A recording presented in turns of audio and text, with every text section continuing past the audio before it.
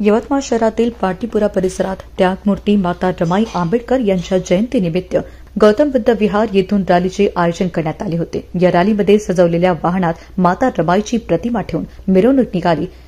यामध्ये एका विद्यार्थिनीला माता रमाईच्या वेशभूषेमध्ये बसविण्यात आले होते। डीजेच्या तालावर नाचत मोठ्या उत्साहात महिला या रॅलीमध्ये माता रमाईबद्दल कृतज्ञता व्यक्त करत होते।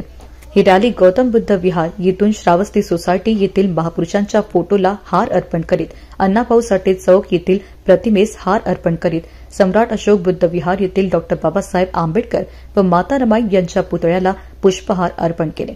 चौकातील डॉ बाबासाहेब आंबेडकर यांच्या पुतळ्याला पुष्पहार घालून ही रॅली महात्मा फुले चौक, गांधी चौक करीत संविधान चौकात येथील डॉ बाबासाहेब आंबेडकर यांच्या पुतळ्याला जयंती मंडळाच्या महिलांनी पुष्पहार अर्पण केले।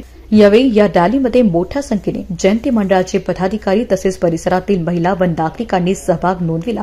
या कार्यक्रमाच्या यशस्वीतेकरिता सर्व महिला मंडळ यांनी अथक परिश्रम घेतले। महाराष्ट्र टुडे मराठीसाठी ब्युरो रिपोर्ट, यवतमाळ।